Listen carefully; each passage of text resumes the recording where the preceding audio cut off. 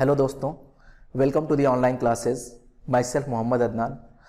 जैसा कि आपको इन्फॉर्मेशन मिल चुकी है कि हम लोग मैराथन क्लास लेना स्टार्ट कर दिए हैं। आपको ईवीएस का एक क्लास मिल चुका है, आज दूसरा क्लास आपको मिलेगा मैथमेटिक्स का।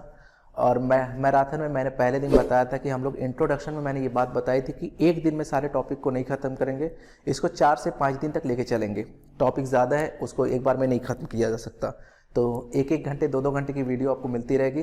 तो आज की वीडियो पहली क्लास है मैराथन की, और आज का जो टॉपिक मैंने लिया है वो नंबर सिस्टम से रिलेटेड। नंबर सिस्टम के अंदर जितने भी क्वेश्चंस आए हैं अब तक, नंबर सिस्टम में एलसीएम एचसीएफ से रिलेटेड भी आते हैं, वो सारे क्वेश्चन आज मैं उस पर डिस्कशन करने वाला हूँ। ठीक है, तो पहले नंबर सिस्टम के बारे में थोड़ा सा आप जान लीजिए कि नंबर सिस्टम क्या है। ज़्यादा एक्सप्लेनेशन नहीं करूँगा क्योंकि मैराथन क्लास है, रिविजन क्लास है।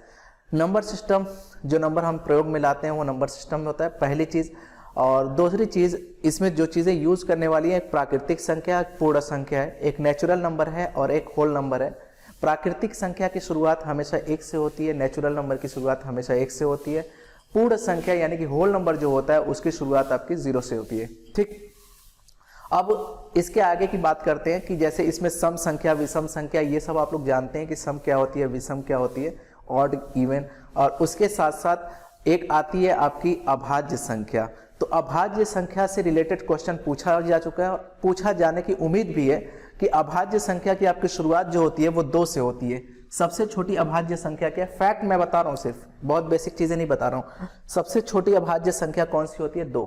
ये सबसे बड़ा कंफ्यूजन होता है, कुछ लोग समझते हैं 1 है, कुछ लोग समझते हैं 3 है, लेकिन एक्चुअल में सबसे छोटी संख्या, पूर्ण संख्या जो होती है वो 2 होती है, उसके बाद 3 होती है और ऐसे 5, 7 और इसके आगे बढ़ती जाती है। सबसे छोटी अभाज्य संख्या 2 है, लेकिन अगर बोले कि सबसे छोटी विषम अभाज्य संख्या, क्योंकि सम है ना ये सबसे छोटी विषम अभाज्य संख्या, तो वो 3 हो जाएगी आपकी। सबसे छोटी अभाज्य संख्या 2, सबसे छोटी विषम अभाज्य संख्या तो आपकी आ जाएगी 3। दूसरा पॉइंट कि अगर आपसे कहे कि देखिए एक चीज और समझिए कि सबसे छोटी और सबसे छोटी और सम अभाज्य संख्या 2 है, और यही एक ऐसी अभाज्य संख्या है जो कि सम है। आगे कोई ऐसी सम संख्या नहीं आने वाली जो अभाज्य होगी, क्योंकि वो अगर सम है तो वो 2 से कट जाएगी।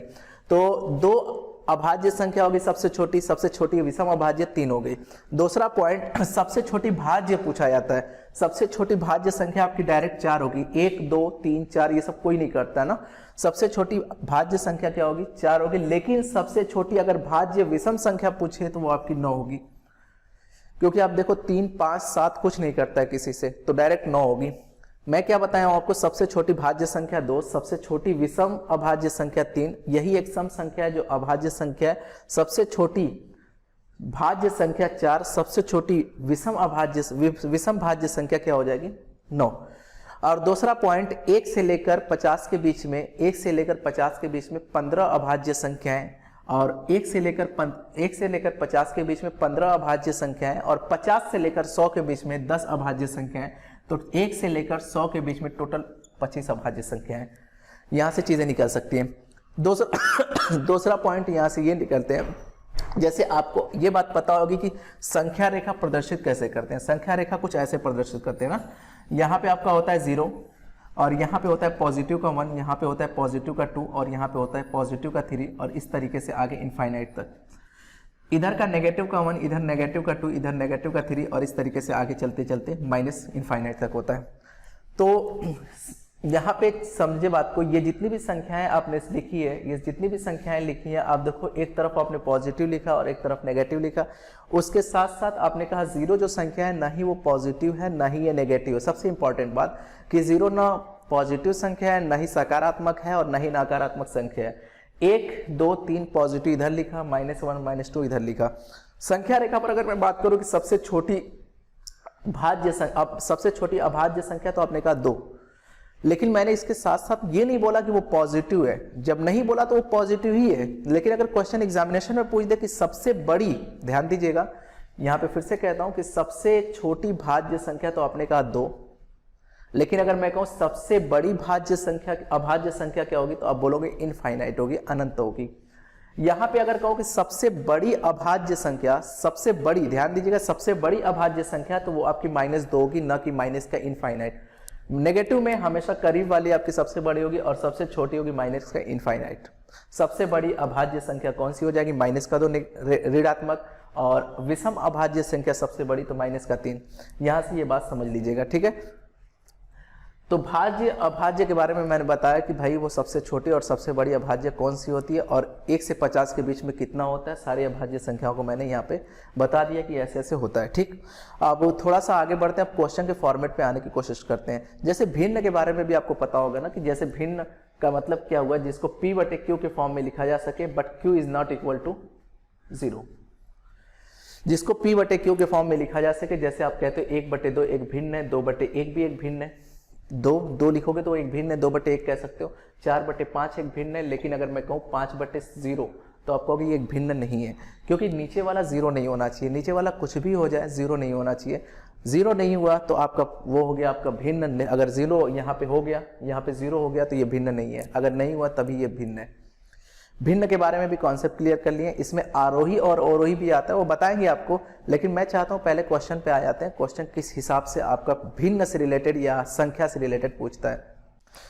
टाइम को खराब न करते हुए हम लोग क्वेश्चन की तरफ डायरेक्ट मूव करें। क्वेश्चन मुझे ज्यादा करना है आज। जैसे पहला क्वेश्चन आप देखेंगे आपके सीटेट में आया हुआ ये सवाल है 1 - 1 + 1 - 1 और ऐसा कितनी बार है, सम बार है। तो इस क्वेश्चन का आंसर क्या होगा, तो आपको भी अच्छे से पता है। ऐसा जब भी क्वेश्चन है, इस तरह के मैंने 3 क्वेश्चन एक पैटर्न के लिख दिए ताकि आपको जब भी एग्जामिनेशन में किसी भी तरीके का क्वेश्चन है तो दिक्कत ना हो।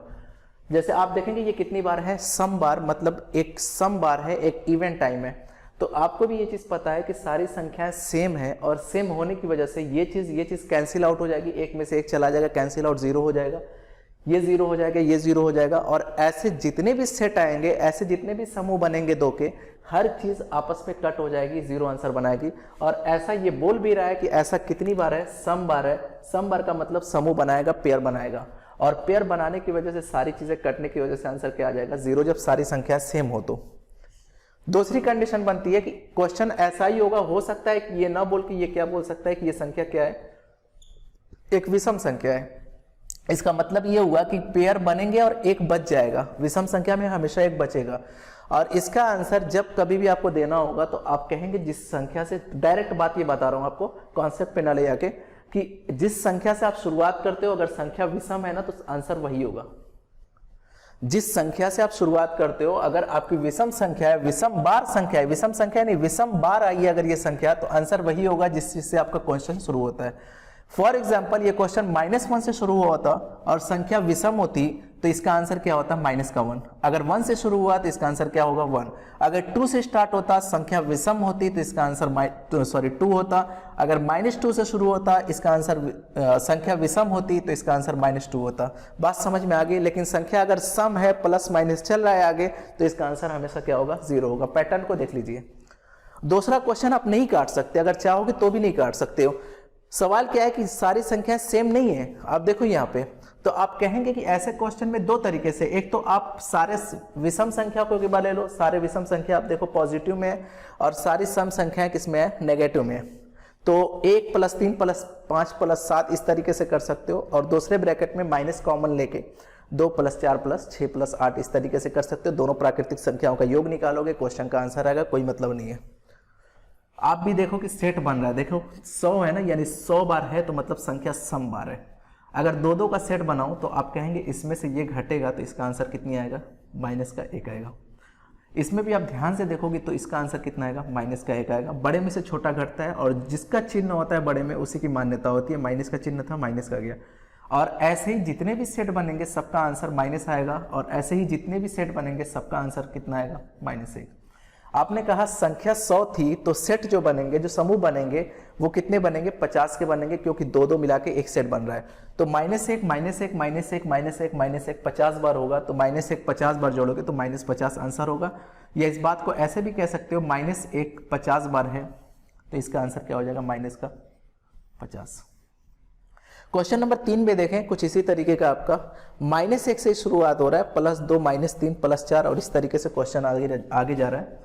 तो आप 2-2 का सेट इस तरीके के क्वेश्चन में कर लिया करो, या तो फिर कॉमन लेके इवन आउट करो, वो मस्त कोई मैटर नहीं है वैसा करने का। जब सवाल का आंसर ऐसे आ जा रहा है तो आप देखेंगे इसका आंसर कितना आया, 1 आया। नेगेटिव का नहीं आया, 1 आया सिर्फ। इस सेट का आंसर कितना आएगा, 1 आएगा। इस सेट का आंसर कितना आएगा, 1 आएगा। और 1000 संख्याएं हैं तो ऐसे कितने समूह बनेंगे? 500 बनेंगे। इसका आंसर क्या हो जाएगा? 500। तो मैंने एक तरह के 2 से 3 क्वेश्चन आपको ले लिए और उसमें बहुत सारी चीज़ें बता दी सम विषम के साथ साथ। तो इस तरीके का जब भी आपको पैटर्न मिलेगा, तो क्वेश्चन का आंसर आपको ऐसे ही देना है। ऊपर वाले में भी बता दिया कि संख्या सम बार होगी तो हमेशा 0 होगा, प्लस माइनस चल रहा है। अगर संख्या समान है तो, अगर विषम बार होगा तो वही आंसर होगा जिससे आपने शुरुआत की, प्लस से शुरुआत की तो प्लस का आंसर, नेगेटिव से शुरुआत की तो नेगेटिव का आंसर होगा। चलिए कुछ क्वेश्चन फ्रैक्शन से रिलेटेड देख लेते हैं, जोड़ने और घटाने वाले, वो कैसे, भाग देने वाले भी कुछ सवाल हैं। चलिए वो शुरू करते हैं। यह आज के सेशन का दूसरे टाइप का सवाल है, सेकेंड टाइप। और सारी चीज़ें मैंने फ्रैक्शन वाले क्वेश्चन लिए हैं और आप देखेंगे बहुत आसान सा सवाल है। 2/3 + 4/5 क्या होगा? ऑप्शन मैंने नहीं लिए हैं, आपके प्रीवियस ईयर का ये सवाल है। तो ऐसे क्वेश्चन में आप कुछ नहीं करते हो, आप या तो इसको हर को समान कर देते हो, नीचे 5 से गुणा, ऊपर नीचे 5 से गुणा करोगे, इधर 3 से गुणा करोगे। अगर कुछ नहीं समझ में आता तो लॉसा लेते हो, यानी कि एलसीएम लेते हो। 5 और 3 का लॉसा कितना हो गया? 15। अब इसको करते कैसे हो? 3 5 6, 5 बार गया, 3 5 6 15, 5 बार गया, 5 दूना 10। मतलब ये भाग देते हो पहले 15 में, फिर जितना आता है उससे गुणा कर देते हो। 5 तिहाई, 3 बार गया, 3 चौके 12। आपने कहा 12 और 10 22/15। ये इस सवाल का आंसर होगा। 3 5 6 15, 5 दूना 10, 5 तिहाई 15, 4 तिहाई 12। 12 और 10 मिला के कितना हो गया? 22, 22/15। एक चीज़ और का खास ध्यान दीजिएगा, कभी कभी ऐसा होता है कि ये क्वेश्चन आ गया और आंसर मैच नहीं होगा। तो जब मैच नहीं होता है ना, तो ये संख्या जब कटेगी तो काट लिया करो। देखो अभी संख्या किसी से कट नहीं रही है। अगर यहाँ पे 21 होता तो 3 से दोनों संख्या को काट देता। 3 7 21, 3 5 15, 7/5 इसका आंसर होता। तो ध्यान दीजिएगा, कभी भी ऑप्शन हो सकता है कि डायरेक्ट ना दे, काटने के बाद दे। अब ये कह रहे 6/5 में कितने 1/10 हैं? अब 6/5 में कितने 1/10 हैं? मैं आपसे एक सवाल पूछूं, 4 में कितने 2 हैं? 4 में कितने 2 हैं? तो आप कहोगे 4 में 2 हैं, 2 बार 2 हैं। आपने कुछ नहीं किया, सिंपली क्या किया? 4/2 कर दिया, यानी कि 2 आंसर आ गया। सीधा सीधा आपने भाग दे दिया कि इतनी बार 2 आता है इसमें। वही काम आपको यहां करना है। 6/5 में कितने बार 1/10 आते हैं? तो 6/5 में आपने कहा 6/5 में 1/10 आने की बात है कि 1/10 से भाग दे दो। 4 में कितनी बार 2 हैं? तो 4 को 2 से भाग दिया। 6/5 में कितने 1/10 हैं? तो 6/5 को भाग दिया 1/10 से। ये चीज आपको पता होनी चाहिए कि एकदम नीचे और एकदम ऊपर का आपस में मल्टीप्लाई, गुणा हो जाता है। ये दोनों संख्या का आपस में गुणा हो जाता है।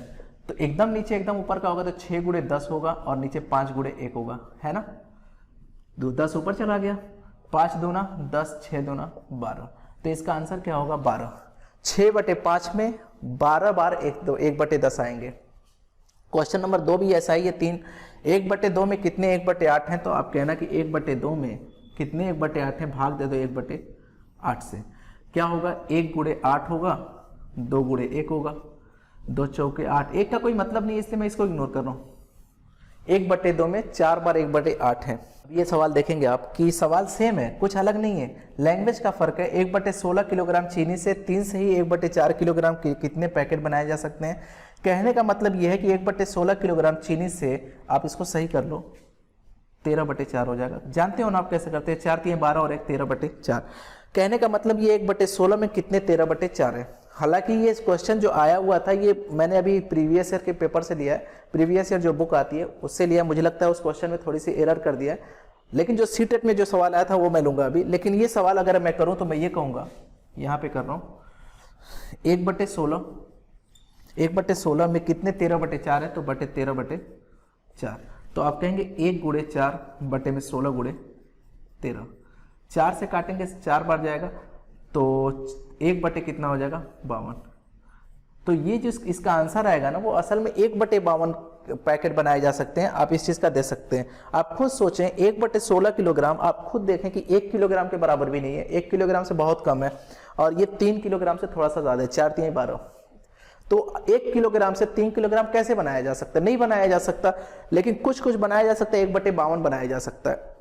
लेकिन वो सवाल असल में क्या होना चाहिए था, मैं आपको बता दे रहा हूँ। सवाल ये होना चाहिए था कि 16 किलोग्राम, हालांकि इसका आंसर 52 है, ऐसे 52 नहीं होगा, ये आंसर 52 ऐसे नहीं आएगा। सवाल ऐसे हो सकता है 16 किलोग्राम चीनी से 4/13 के कितने पैकेट बनाए जा सकते हैं, इस तरीके का क्वेश्चन हो सकता है। तो देखो इसका आंसर 52 आएगा। 16 किलोग्राम मतलब 16/1 कर सकते हो, और 4/13 यहाँ पे, 4/13 यहाँ पे हो सकता है, तो 16 गुणे 13 हो जाएगा, बटे में 4 हो जाएगा, 4 चौके 16, 13 चौके 52।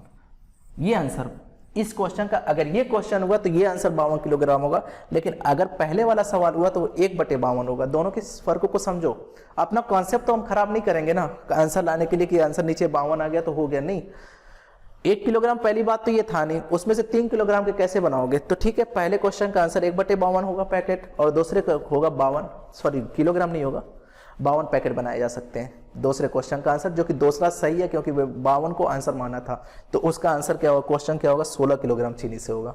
ठीक है, उम्मीद करते हैं ये बात समझ चुके होंगे। अब टाइप 3 के कुछ क्वेश्चन, अच्छे क्वेश्चन को देखते हैं। ये 4 क्वेश्चन देखेंगे, एक बार मैं 4-4 क्वेश्चन ले रहा हूँ, पता नहीं चलेगा कब ये 50 तक पहुँचेगा। सवाल को समझिएगा, पहला क्वेश्चन मैं पढ़ रहा हूँ, ये पहला, ये दूसरा, ये तीसरा और चौथा, कंफ्यूज नहीं होना है। ठीक है, सोनू के पास, मैं यहाँ से थोड़ा सा हट के पढ़ रहा हूँ, सोनू के पास 5 दर्जन टाफियाँ थी। 5 दर्जन का मतलब 12×5 60 टाफियाँ थी। ठीक है ना, इतना समझिएगा आप। 5 दर्जन टाफियाँ थी, उसने 1/3 भाग अमिता को, 2/5 भाग अनिल को और 1/12 भाग हमीदा को दे दिया। तो शेष टाफियाँ बताएं उसके पास कितनी बची। मैं आपसे कहता हूँ आपके पास 10 टॉफियाँ थी, आपने उसमें 2 किसी को दे दिया, 3 किसी को दे दिया, मान लेते 2 ए को दे दिया, 3 बी को दे दिया और फिर से 2 सी को दे दिया। मैं पूछूंगा आपसे कितनी टॉफियाँ आपके पास बची, तो आप कहोगे पहले ये पता कर लो कि कितना मैंने दिया, 2 दिया, 3 दिया, फिर 2 दिया, मतलब 7 टॉफियाँ दे दी। थी कितनी टॉफियाँ, 10 टॉफियाँ थी, तो 10 में से 7 घटाया तो आपने कहा कि 3 टॉफियाँ बची। सेम खेल यहाँ भी है, आप डायरेक्ट भी कर सकते हो 60 का 1/3 निकाल के, लेकिन ऐसे नहीं करना आपको। आप ऐसे समझो, सोनू के पास 5 दर्जन टॉफियाँ थी, तो 60 टॉफियाँ थी, सीधी मतलब, अरे 5 दर्जन का मतलब 5 गुणे 12, 12 का 1 दर्जन, 60 टॉफियाँ थी। ये तो बात एकदम दिमाग में बैठा लीजिए कि 60 टॉफियाँ थी, इसको हटा दो भी। कितना दिया पहले उसको जोड़ दो आप। तो आपने कहा कि जो दिया है वो 1/3 दिया है, सबको जोड़ दो आप। 1/3 दिया है और एक को 2/5 दिया है और एक को 1/12 दिया है। एकदम सिंपल वे में बता रहा हूँ आपको, किसी तरीके की इसमें परेशानी नहीं होगी आपको। आप यहाँ से जोड़ने वाला काम कैसे करते हो, अभी तो मैंने बताया कि एलसीएम लेते हो लसा। 3 से आपने किया तो 20 आया, 20 प्लस यहाँ से 5 से आपने काटा तो 5 से कितनी बार आया, 12, 12 दूना 24 प्लस 12×5 = 60। आप देखेंगे ये 44 और 49, 49/60, इसका आंसर जो आएगा 49/60। मैं आपसे पूछूं कि कितनी टॉफियां हो गई, तो आपने कहा 60 में से 60 टॉफियां ही तो थी। देखो आप 60 आ भी गया एलसीएम, तो 60 में से 49 आपने बांट दिया, तो 60 में से 49 बांट दिया तो बची कितनी, तो आप कहेंगे 11/60 बची, 11/60 बची। इस चीज को 11/60 बची, तो 11 बची 60 में से। इस चीज को आप ऐसे भी कर सकते हो, गुणे 60, क्योंकि 60 टॉफियों का 11/60 बचा, 60 से 60 कैंसिल आउट, कितनी टॉफियां बची, 11 टॉफियां। तो मैं क्या करता हूं ऐसे केस में, ऐसे केस में मैं ये कहता हूं कि पहले सारी संख्याओं को आप क्या करो, जोड़ दो, कि जितना आपने दिया, मैंने कहा सारी संख्या मैंने जोड़ ली, 11/60 आई, 49/60 आई। तो अगर मैं पूछूं कि उसमें से बची कितनी, तो आप कहोगे बची तो मेरी 11/60, क्योंकि 49/60 तो मैंने दे दिया, 60 में से 49 दे दिया, तो बचा कितना, 11/60। एक माइनस से भी यहां से निकाल सकते हो। 11/60 आया, तो आपने कहा 11/60 जो आया वो आपकी बची हुई टॉफियां कितनों में से, गुणे 60 में से, 60 से 60 कैंसिल आउट हुआ, 11 टॉफियां आपकी बची। पहले ये क्वेश्चन करने से पहले मैं आपको मिटा दूं ये चीज।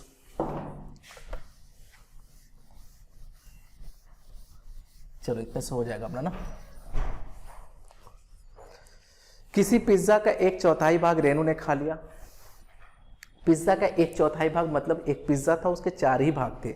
1/4 का मतलब यही हुआ, 1/4 का मतलब ये हुआ कि 4 हिस्से थे, उसमें से रेनू ने कितना खा लिया, 1 हिस्सा। तो आप देखो कि एक पिज्जा में से 1/4 भाग रेनू ने खा लिया, शेष की बात कर रहा है, तो शेष कितना बचेगा, तो आप कहेंगे 1 खा लिया मतलब 3/4 बचा। 4 में से 1 खा लिया मतलब 4 में से 3 बचा, सीधा सा मतलब यही है। शेष पिज्जा को 12 बच्चों में बराबर बांट दिया, तो प्रत्येक बच्चों में कितना हिस्सा मिला। मैं आपसे कह रहा हूं कि आपके पास कुछ, या इस बात को यहां पे मैं समझा दे रहा हूं, मैं ऐसा कह रहा हूं कि आपके पास 5 रुपए थे, उसमें से 1 रुपया आपने ले लिए, तो बचे कितने, 4। मैं कहता हूं इस 4 रुपए को 2 लोगों में बांट दिए, तो 1 को कितना मिलेगा, 2 रुपए। 2 लोगों में बांटने का मतलब 2 से भाग दिया, तो 1 को 2 रुपए मिलेगा। फिर से समझाता हूं कि आपके पास 5 रुपए थे, उसमें से 1 रुपया आपने ले लिया, फिर जितने बचे उसमें से 2 लोगों को आपने बांटा, तो 2 से भाग दे दिया, तो 1 को कितना मिला, 2 रुपए। वही मैं कह रहा हूं 1/4 तो रेनू ने खा लिया ना, तो बचा जो 3/4 इसी को तो 12 लोगों में बांटना है। तो इसको 12 लोगों में बांटने का मतलब क्या है कि 12 से भाग देना है, और 12 से भाग देने का मतलब 12/1 कर सकते हो ताकि आप चीजों को आसानी से समझ सको। तो यहां से आप कहेंगे कि ऊपर नीचे का आपस में गुणा होता है, ये बीच का होता है 3 × 1/4 × 12, 3 से काटिए 3 चौके 12, तो कितना बना 1/16।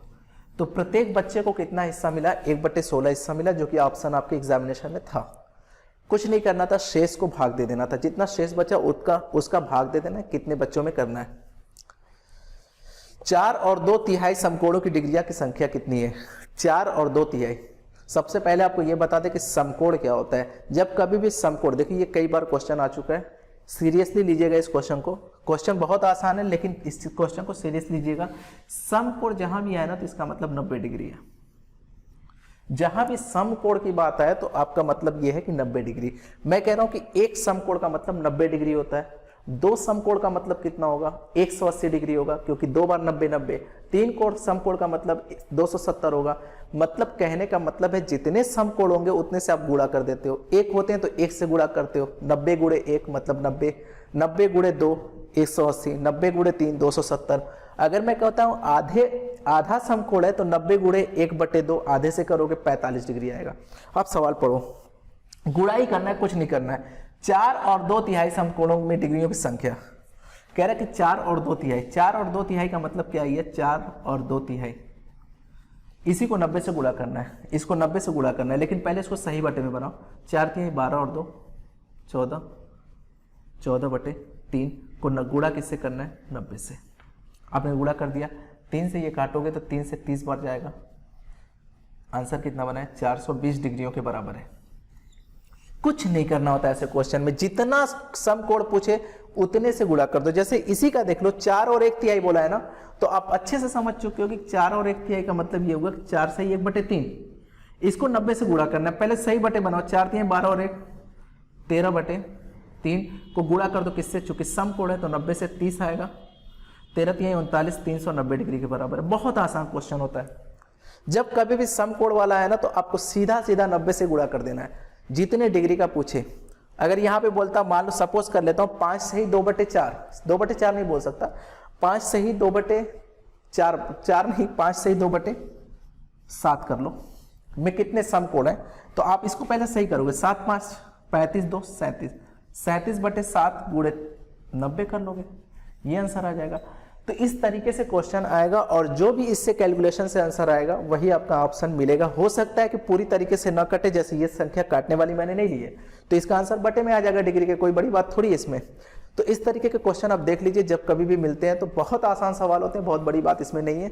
आगे देख लेते हैं कुछ क्वेश्चन और। चले ये सब क्वेश्चन देख लेते हैं।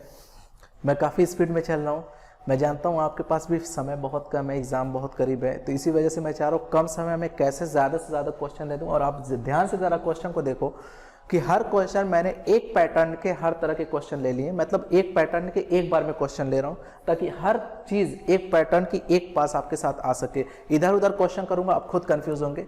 रिविजन अच्छे से होगा। देखो एक तरह के सारे क्वेश्चन मैंने एक साथ कलेक्ट करके लिख दिए हैं। अब आप देखो क्वेश्चन ही, यदि 30028 यानी 30,028 बराबर है आपके 28 इकाई plus 28,000 plus dot dot dot, ध्यान दीजिएगा ये क्या लिखा हुआ है? दहाई। तब रिक्त स्थान की संख्या क्या होगी? मुझे लगता है क्वेश्चन नंबर 2 पहले कर लेना चाहिए। ये है, यदि 603 × 28 बराबर 63 × 4 गुणे डॉट डॉट डॉट रिक्त स्थान की संख्या बताएं। पहले इस क्वेश्चन को हम लोग कर लेते हैं। इसी क्वेश्चन को यहाँ से थोड़ा सा मिटा के यहीं पे सॉल्व कर दे रहा हूँ। ठीक, तो रिक्त स्थान की संख्या आपसे पूछा है तो कौन बड़ी बात है इसमें, आप क्वेश्चन को तो कर ही लोगे। जैसे आप कहते हो रिक्त स्थान की संख्या पूछा है, यहाँ पे मैं x मान लूंगा, सीधा सीधा खत्म हो जाएगा क्वेश्चन। और x मानते ही आप कहोगे x बराबर सारी चीजों को उधर ट्रांसफर कर दो। जैसे 603 गुणे 28 इधर था, ये सारी चीजें गुणे में है तो ये चीजें आपके बटे में हो जाएंगे। 63 गुणे 4, ये चीजें बटे में हो जाएंगी। ठीक है, गुणे की चीजें बटे में होती है, बटे की चीजें गुणे में होती है, प्लस की चीजें बराबर की इधर माइनस, माइनस की चीजें बराबर की इधर प्लस। 4 से आप काटोगे तो 4 7 28, 7 से काटो 9 7 9 63, 9 से काटो 9 8 9 7 9 9 45 54, 4 बार में 6 बचा, 9 7 63, सॉरी थोड़ा सा स्लिप हो रहा था। तो यहाँ से x बराबर कितना निकल के आया 67। तो आपसे रिक्त स्थान पे पूछा था क्या होगा, तो आप बोलोगे रिक्त स्थान पे 67 होगा। लेकिन ऐसा आपके दूसरे पहले वाले सवाल में नहीं होगा। अभी उसको मैं करता हूँ, मुझे लगता है उससे पहले भी ये सवाल कर लेते हैं, उसके बाद ये वाला सवाल और उसके बाद ये वाला सवाल पहले करेंगे, ठीक है। हाँ देखें ये सवाल, मैंने ये कहा कि अगर ये आपस में गुणा करेंगे और ये सारी चीज़ें बटे में नहीं ला सकते आप, वजह उसकी है कि यहाँ पे गुणा था तो ले आके बटे में कर दे रहे थे। अभी यहाँ पे क्या है, बीच में प्लस है, और आपको भी पता है बोडमास नियम आपको पता है, पहले भाग दिया जाता है फिर गुणा किया जाता है फिर प्लस फिर उसके बाद माइनस। भाग तो है नहीं तो गुणा करेंगे, तो 11x से गुणा 11 में x से गुणा होगा तो ये 11x हो जाएगा, ये 11x होगा और प्लस कितना होगा 11,000, 1,10,000 जो भी है 11,000 आई थिंक होना चाहिए, खैर कोई बात नहीं। तो आप कह रहे हो ये आपस में गुणा होगा और उसका ये प्लस है तो ले आके उधर माइनस होगा, कैसे होगा जरा देखो। तो x बराबर जो आ जाएगा 101 का गुणा 1001 से आप करोगे, यही करोगे ना। देखो एक तो तरीका ये है कि 1000 प्लस 1 का गुणा करो, जोड़ दो आपस में, कोई बड़ी बात नहीं है। लेकिन आप इस चीज को ऐसे भी कर सकते हो, ऐसे रख के, जैसे 1001 नहीं कुछ जानते हो तो आप इस तरीके से कर लो, कोई दिक्कत नहीं है। 101 एक एकम में 1, 100 100 एक एकम में 1, अब सब चीजें यही आएंगी 1001 1001, ठीक है। ये 1 हो जाएगा, ये 1 हो जाएगा, ये भी 1 हो जाएगा, ये भी 1 हो जाएगा, ये भी 1 हो जाएगा और सारी चीजें 1 1 1 1 आ जाएंगी, ठीक है। तो इसका जो आंसर आएगा वो 1 1 1 1 1 आ जाएगा, 1 1 1 1 6 बार आ जाएगा। और इसका आंसर जो होगा 1 2 3 4 5 6, ये जाके इधर क्या हो जाएगा माइनस हो जाएगा। तो इधर माइनस होगा तो इससे अच्छा यहीं पे मैं माइनस कर लूं। मैं डायरेक्ट क्वेश्चन को कर रहा हूं, देखो रिवीजन क्लास है, आप सोच रहे हो कि मैं एक कॉन्सेप्ट को अभी बताऊं तो पॉसिबल नहीं है, मैं नहीं बता सकता, मजबूरी है। तो x बराबर क्या आ जाएगा 1111। मैंने कुछ नहीं किया, मैंने क्या किया, इन दोनों को गुणा किया, जो भी क्वेश्चन का आंसर आया 11,111, सॉरी 1,11,111, उसमें से 1,10,000 उसमें से माइनस कर दिया, इधर ले आके पॉजिटिव की चीजें नेगेटिव हो गई तो 1111 आ गया। x की वैल्यू इतनी आई, आपको पता है, सॉरी x की नहीं 11x की, 11x है ना, तो x की वैल्यू क्या आ जाएगी, तो आपको भी पता है कि इधर मैं कर रहा हूँ x बराबर जो आ जाएगा 11 ले आके भाग दे देगा। लेकिन भाग देने में भी आपको ध्यान देना होगा कि किस तरीके से भाग देना है, ठीक है।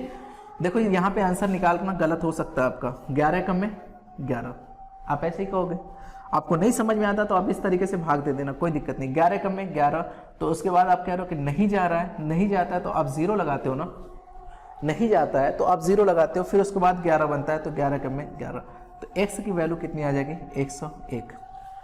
पहली चीज यहाँ पे गलती होने के चांसेस क्या क्या आते हैं, हो सकता है कि आप पॉजिटिव का ध्यान न देते हुए आप इसकी तरीके से सारी चीजें बटे में लेके चले आते, सारी चीजें बटे में नहीं आएंगी। अगर सारी चीजें गुणे में होती तो ले आके सारी चीजों को बटे में कर देता, लेकिन ये प्लस था ना तो पहले ट्रांसफर प्लस वाला इधर आके माइनस हो जाएगा, इन दोनों का गुणा करके माइनस किया तो 1111 आया, 11x बराबर, तो x बराबर 11 नीचे आ जाएगा, 11 एकम में 11, ध्यान दीजिएगा 11 एकम में 11 एक बार गया तो उसके बाद दोबारा नहीं जा रहा है ना, एक को 11 से नहीं भाग दे सकते तो एक 0 लगाते हो ताकि अगली संख्या भी ले सकें, 11 एकम में 11, 101 इसका आंसर हो जाएगा।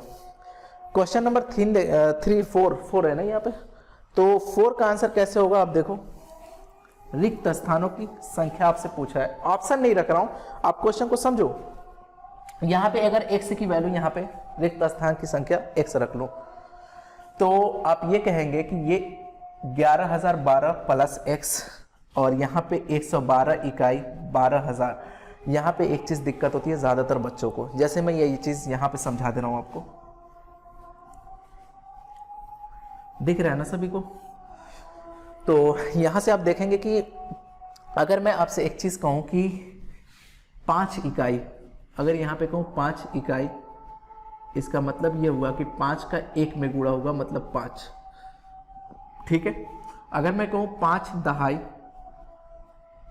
इसका मतलब हुआ 5 का 10 में गुणा होगा मतलब 50। अगर कहूं 5 सैकड़ा मतलब 5 का 100 में गुणा हुआ 500, 5,000, 5 का 1000 में गुणा हुआ 5,000।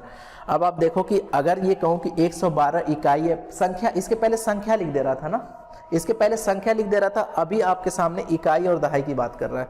तो 112 इकाई का मतलब 112 गुणे 1, 12,000 का मतलब 12 गुणे 1000, 12 गुणे 1000 कितना हो जाएगा 12,000।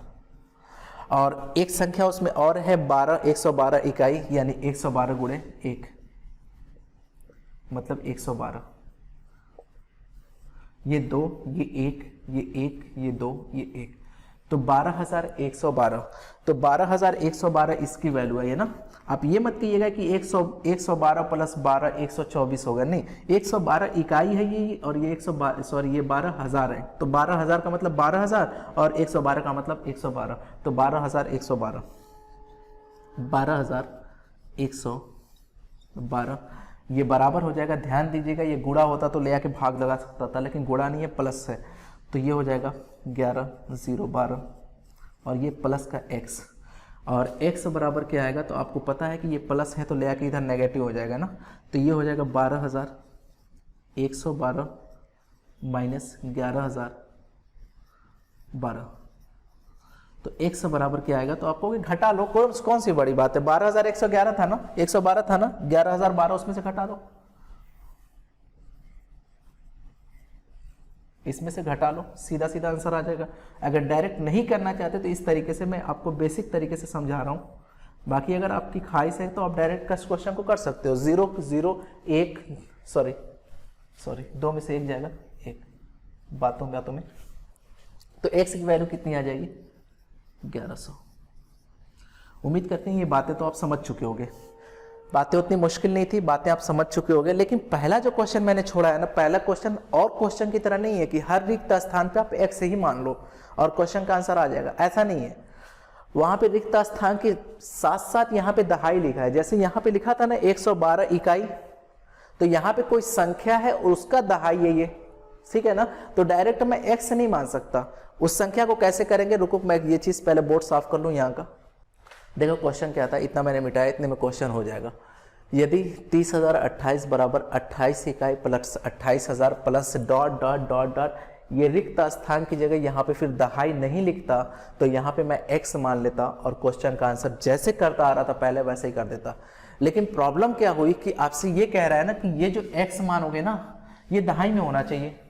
दहाई में होने का मतलब क्या है कि जो x होगा ना उसका 10 से गुणा करके लिखना पड़ेगा, मतलब जो लिखना है वो क्या लिखना है 10x। x नहीं लिख सकते यहाँ पे कोई कंडीशन नहीं थी, वहां पे x संख्या को मान सकते थे, लेकिन जो संख्या यहाँ पे माना वो दहाई में होनी चाहिए। दहाई का मतलब उसका 10 से गुणा होकर वो संख्या लिखनी चाहिए, तो 10x। अगर कल को एग्जाम में ये बोलता है कि रिक्त स्थान डॉट डॉट डॉट डॉट सैकड़ा, तो आप कहेंगे जो सैकड़ा हो गया तो ये संख्या x नहीं मानूंगा मैं यहाँ पे 100x मानूंगा। अगर यहाँ पे बोल दे इकाई तो सिर्फ x मान लो, क्योंकि x का 1 में गुणा x ही आएगा। लेकिन अगर बोल दे x dot dot dot dot x नहीं डॉट डॉट डॉट डॉट 1000, तो आप 1000 x यहाँ पे मानेंगे। फिलहाल x दहाई मानना पड़ेगा, मतलब 10x मानना पड़ेगा, बाकी अब क्वेश्चन में दम नहीं है। 3028 बराबर 28 इकाई का मतलब 28 गुणे 1, हालांकि लिख लो डायरेक्ट कि 28, और 28,000 का मतलब मैं डायरेक्ट 28 गुणे 1000 लिखने से अच्छा है कि मैं 28,000 लिख ले रहा हूं, ठीक है। प्लस ये कितना हो जाएगा 10x। ये चीज ध्यान दीजिएगा, ये गलती नहीं होनी चाहिए कि सिर्फ x लिख दो, इंपॉर्टेंट चीज बस यही थी यहाँ पे। फिर से क्वेश्चन कर रहा हूं, देखो 3028 बराबर 28 से कम है 28, और उसमें ये जुड़ेगा तो कितना हो जाएगा 28,028, 28,028 प्लस 10x, यही बचा ना। तो आपने कहा कि 10x में नहीं जोड़ पाएगा ना, ये संख्या वो x है, ये 10x हो गया, ये बराबर हो जाएगा। तो आपने कहा 3028 माइनस 28,028। अब देखो सीधा सीधा घट रहा है, लेकिन नहीं घटा सकते, कोई बात नहीं, इधर घटा दो ना 3028, सीधा सीधा देख में लग रहा है कि घट गया ये 28,028,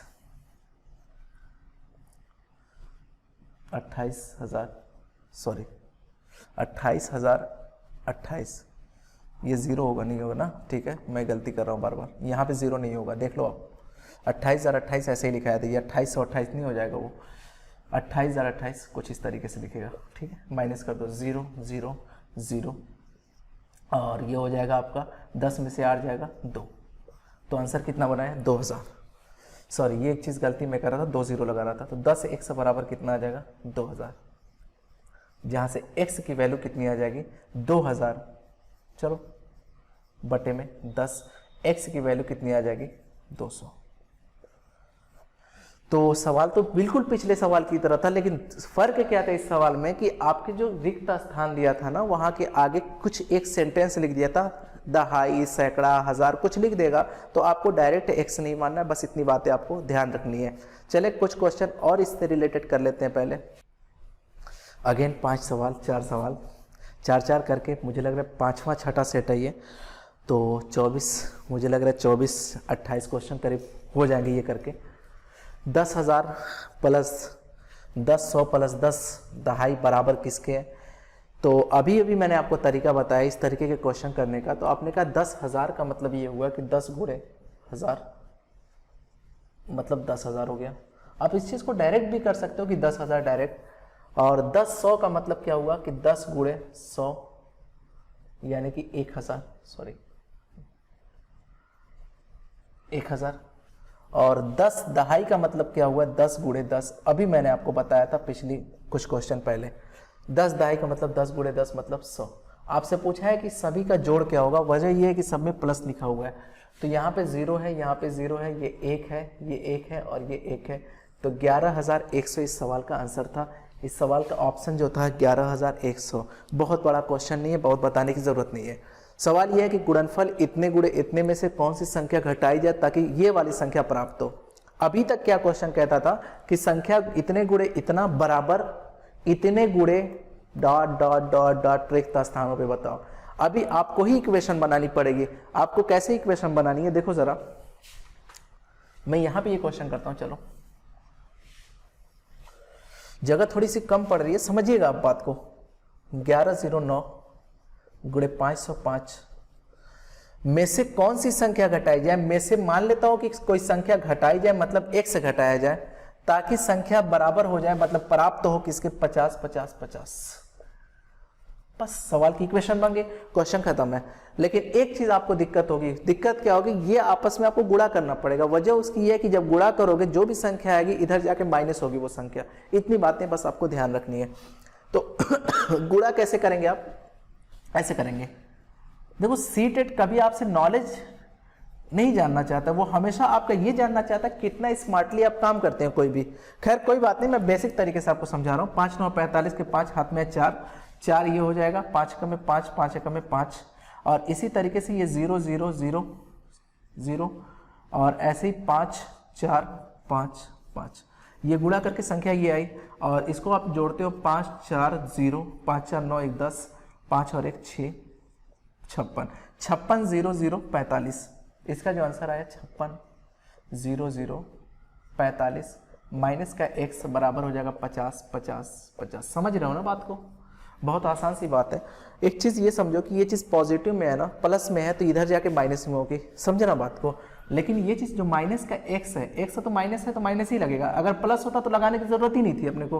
तो ये हो जाएगा 50 50 50, ये तो था पहले से। ये वाली चीज़ें जाके उधर माइनस हो जाएंगी, माइनस 56 0 0 45, ये चीज़ ऐसे हो जाएगी।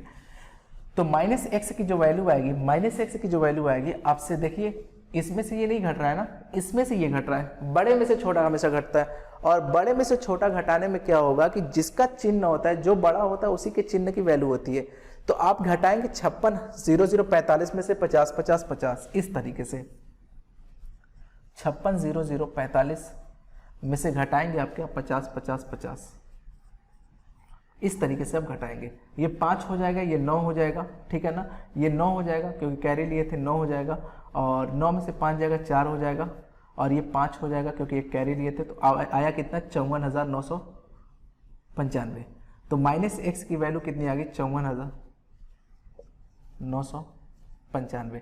लेकिन ये माइनस में होगी क्योंकि माइनस माइनस था, तो माइनस माइनस कैंसिल आउट हो जाएगा। एक बार आप कैलकुलेशन अच्छे से चेक कर लीजिएगा। हो सकता है कैलकुलेशन में थोड़ी बहुत एरर कहीं आ गई हो, लेकिन फिर भी मैं चेक कर ले रहा हूँ। 5 9 45 सारी चीज़ें तो ठीक है। 5 4 0 9 10 5 और 1 6 5 हो जाएगा। कैलकुलेशन का बहुत इशू नहीं है, आप चेक कर लीजिएगा। 56 0 0 45 में से आपने 50 50 50 घटाया 5, 14 में से 5 गया 9 9 9 में से 5 गया 4, 5 उतर गया, 54,995 एकदम सही सवाल आंसर है। ठीक है, और ये माइनस था तो ये भी माइनस होगा, माइनस से माइनस कैंसिल आउट हो गया, तो x की वैल्यू कितनी है 54,995। नेक्स्ट क्वेश्चन देखते हैं, पहले इसको मिटा दे रहे हैं। ठीक है, अगला क्वेश्चन देखें आप कि गुणनफल इतने में क्या जोड़ा जाए जिससे की संख्या ये प्राप्त हो। बताने की जरूरत नहीं है अब आपको, आप क्वेश्चन डायरेक्ट करोगे कि भाई संख्या यही है ना 140 गुणे 101 में क्या जोड़ा जाए, मतलब जोड़ना जाए कुछ एक संख्या जोड़ दी जाए जिससे प्राप्त हो 14 बराबर हो जाए 14,414, ये प्राप्त हो, यही मतलब है ना। तो आप इस दोनों का गुणा करोगे, इस दोनों का गुणा कैसे करोगे, देखो आप ऐसे करोगे 140 101 गुणा करोगे 1 0 0 और 1 चौके 4 1 एकम में 1 0 0 0 और ये हो जाएगा 1 0 0 1 चौके 4 1 एकम में 1 1 चौके 4 1 एकम में 1 उल्टा कर रहा था, ये हो जाएगा 0, ये 4 1 4 1 तो 14,140 हो जाएगा ना। इसकी वैल्यू आ जाएगी 14,140 और प्लस का x बराबर 14,414। ठीक है, तो x की वैल्यू क्या आ जाएगी 14,114, 14,414 माइनस कर दो 14,140। नहीं माइनस करना था फिर इसी तरीके से रख के माइनस करो, कोई बड़ी बात नहीं, इसमें कोई इतना इशू नहीं है। आपको थोड़ा बहुत टाइम मिलेगा, सी टेट का एग्जाम है, न्यूमेरिकल में आपको 15 ही क्वेश्चन मिलेंगे, टाइम मिल सकता है, कोई दिक्कत नहीं। आप ऐसे कर लो, 4 में से 0 जाएगा 4 हो जाएगा, ये बड़ी संख्या आप देखो ध्यान से, तो इसीलिए मैंने घटा रहा, इसमें से इसके घटा दिया, और 1 में से 4 नहीं जाएगा तो बगल से आप कैरी लेते हो। अरे यार थोड़ा सा आदत बनाओ, चलो मैं आपकी आदत बनाता हूँ। 4 में से 0 गया 4 हुआ, मैं खुद गलत कर रहा हूँ, 4 हुआ, और 1 में से 4 जाएगा 4 नहीं आएगा, 1 में से 4 नहीं घटेगा, 11 में से 4 जाएगा तो 7 होगा, ये 3 बच गया, 3 में से 1 जाएगा कितना होगा 2 होगा, और ये 3 हो गया ना। अब ये 4 बचा, 4 में से 4 0, 1 में से 1 0, आपका आंसर कितना आ गया 274। तो सवाल पिछले की तरह था, पिछला सवाल में पूछा था क्या घटाया जाए तो माइनस x कर दिया, और इसमें बोला है कि क्या जोड़ा जाए तो इसमें मैंने क्या कर दिया प्लस का x कर दिया। शायद एक क्वेश्चन और रह गया, ये क्वेश्चन बड़ा दमदार क्वेश्चन है। ये जब सीटेट में पूछा था तो मैंने कहा यार ये अच्छा क्वेश्चन पूछा है उसने। खैर मैं देख लेता हूँ, पहले सारी चीजों को मिटा दे रहा हूँ ताकि आप बात ज्यादा अच्छे से समझ पाओ, क्योंकि इसी में सब एक में एक हो रहा है। ये क्वेश्चन देखेंगे आप, ये क्वेश्चन कह रहा है कि इतना गुणे इतना गुणे इतना गुणे किसके बराबर है। ऑप्शन है 5 दिनों में सेकेंडों की संख्या के, 1 सप्ताह में सेकेंडों की संख्या के, 7 सप्ताह में सेकेंडों की संख्या के। ऐसे क्वेश्चन में मैं इसको आपको पढ़ाऊंगा भी, ये चीज जब टाइम पढ़ाऊंगा तो टाइम में मैंने पढ़ाया भी ऐसे क्वेश्चन, आप जाके देखो प्लेलिस्ट में टाइम वाले में मैंने ये क्वेश्चन कराया भी है। तो आप कैसे करेंगे 672 गुणे 36 गुणे 25 बराबर करोगे 5 दिनों में सेकेंडों की संख्या के ऑप्शन से, एक बार इसको इसके बराबर करोगे, इसको इसके बराबर करोगे, इसको इसके बराबर करोगे, जिसमें बराबर क्वेश्चन का आंसर आ जाएगा वो आपका आंसर बैठ जाएगा। मैं ये कहना चाह रहा हूं जब भी इस तरीके का सवाल है, जब भी इस तरीके का सवाल है, आप बस ये देखो कि सप्ताह दिया है ना 2 ऑप्शन में, तो सप्ताह का मतलब जहां पे 7 होगा तभी सप्ताह बन सकता है, और 7 से सप्ताह बन सकता है तो इसके गुणनखंड में कहीं ना कहीं 7 दिखेगा। और दो बात है यहाँ पे, अगर एक बार 7 दिखा ना, एक बार 7 दिखा तो मतलब 1 सप्ताह बनेगा, और अगर 2 बार 7 दिखा 7 गुणे 7 यानी कि 7 सप्ताह बन जाएगा, 2 सप्ताह नहीं बनेगा 7 सप्ताह बन जाएगा। अब 672 को आप फैक्टोरियल में बना दो, क्योंकि यहाँ तो 6 6 है, यहाँ पे 5 5 है, 5 गुणे 5 6 गुणे 6, इसी में 7 हो सकता है। देख लेते हैं एक बार, 7 से डायरेक्ट काट लो, अगर होगा तो 7 मिल जाएगा यहाँ पे, 7 9 63 4 42 7 6 का 42। अब 7 से नहीं कट रहा है ना, यानी एक ही बार 7 था, और एक बार 7 होने की वजह से इसका आंसर क्या हो जाएगा 1 सप्ताह हो जाएगा। अगर 2 बार ये 7 आता तो इसका आंसर 7 सप्ताह हो जाता, अगर ये 7 नहीं आता तो ये दोनों ऑप्शन नहीं होते। ठीक है, तो इस क्वेश्चन को उम्मीद करते हैं समझ चुके होंगे। एक आता है आपका रिलेटेड उससे, गुणनखंडों की संख्या से रिलेटेड। गुणनखंडों की संख्या का क्या मतलब है, मैं जल्दी जल्दी बता दे रहा हूं आपको। गुणनखंडों की संख्या का मतलब ये है, जैसे क्वेश्चन जो एग्जाम में पूछा गया था वही सवाल मैं लूंगा कि 84 के गुणनखंडों की संख्या बताएं। तो 84 के गुणनखंडों की संख्या देखो, 84 गुणे 1, 42 गुणे 2, कहने का मतलब है किस किस संख्या से 84 कटता है। तो इसको सीधा सीधा ऐसे कर दिया करो, 2 से काटा 21 आया, 3 से काटा 7 आया, 7 से काटा 1 बार आया। तो आप बताओ 2 कितनी बार आया, 2 बार आया ना, तो यहाँ पे 3 लिख लो, गुणे 3 कितनी बार आया, 1 बार आया, तो यहाँ पे 2 लिख लो, एक ज़्यादा लिख लो, n+1 होता है। 7 कितनी बार आया, एक बार, तो यहाँ पे 2 लिख लो। 3 दूना 6 दूना 12, तो इनके गुणनखंडों की संख्या कितनी हो जाएगी, 12। जैसे एक क्वेश्चन और भी मैं ले ले रहा हूँ, आपके एग्जाम में आया हुआ 84 था आपके एग्जाम में, और एक संख्या और मैं ले ले रहा हूँ, कोई भी संख्या मान लेता हूँ कि मैं संख्या ले ले रहा हूँ 100। तो 100 को आपने कहा ये 50 हो जाएगा, 2 से काटा तो 25 हो जाएगा, 5 से काटा तो 5 हो जाएगा, 5 से काटा तो 1 हो जाएगा। 2 कितनी बार आया, 2 बार ना, तो एक ज़्यादा यानी 3 बार लिखो, गुणा कर दो। 5 कितनी बार आया, 2 बार, एक बार ज़्यादा लिख लो, कितना आंसर आ जाएगा, 9 गुणनखंडों की संख्या है। इस तरीके से क्वेश्चन आता है। एक सवाल और आता है, मैं इसको मिटा दे रहा हूँ, समझ गया ना बात को। एक सवाल और आता है, सवाल ऐसे आता है, गुणनखंडों की संख्या नहीं कहेगा, वो कहेगा जितने भी गुणनखंड हैं उनका योगफल बताओ। जैसे एक क्वेश्चन मैं ले ले रहा हूँ जो कि आपके एग्जाम में आया हुआ भी है, मैं 2 क्वेश्चन का एग्जाम्पल के तौर पे समझाता हूँ। 210 आया हुआ था आपका सी-टेट में, आप देखना। 105, 3 से काटा 3 त्रिक 9, 3 5 15, 5 से काटा 7 बार, 7 से काटा 1 बार। इसमें जब कभी भी गुणनखंडों की संख्या कहे तो जैसे अभी मैंने बताया वैसे करना, लेकिन गुणनखंडों का योगफल कहे तो इस तरीके से करना है। जैसे आप बताओ 2 की पावर 1 है ना, इंटू 3 की पावर भी 1 है, इंटू 5 की पावर भी 1 है, इंटू 7 की पावर भी कितनी है, 1 है। आराम से समझिएगा बात को। तो आपने ये कहा कि ये 2 की पावर 1 है ना, तो इसी को शुरुआत करो 2 की पावर 0 से। 2 की पावर 0 प्लस 2 की पावर 1, रुक जाओ क्योंकि 2 की पावर 1 ही तक था। अगर ये 2 की पावर 2 तक होता तो 2 तक जाता। आपको शुरुआत कहाँ से करनी है, 0 से।